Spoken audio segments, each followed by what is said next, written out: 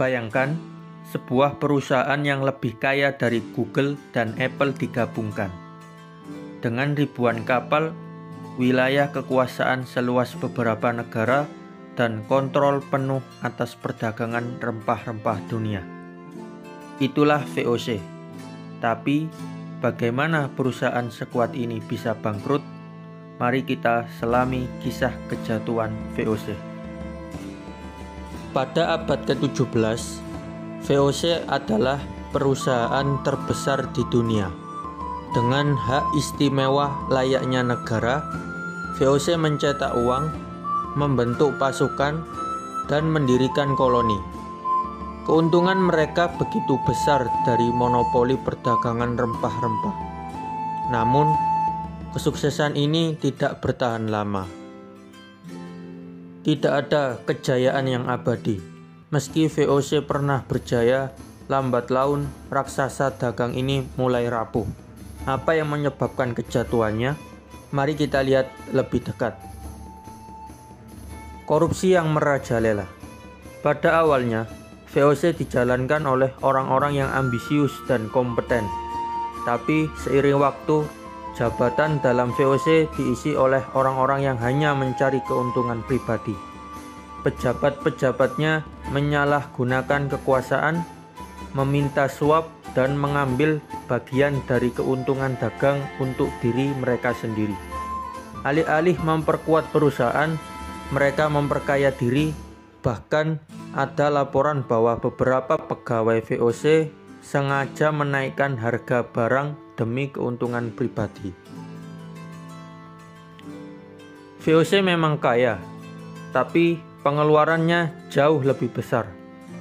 Perang dengan Inggris dan perlawanan dari pribumi memakan biaya yang sangat besar.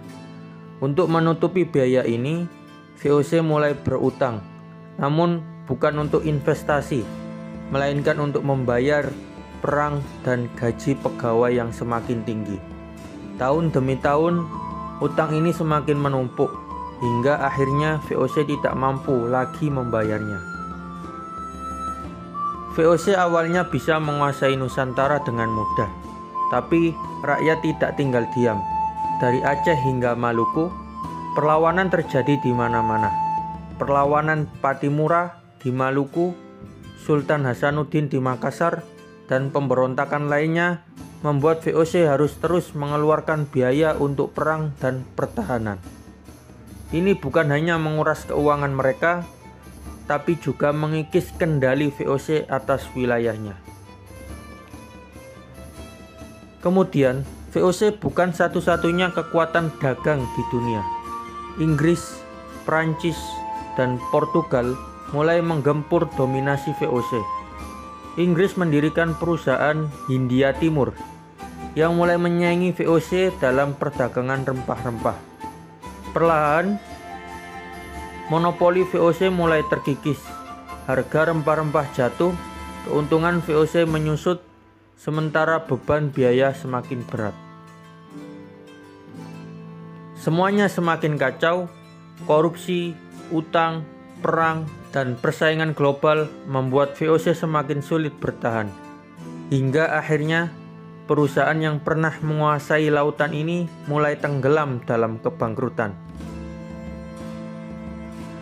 Pada akhir abad ke-18, VOC mengalami krisis keuangan.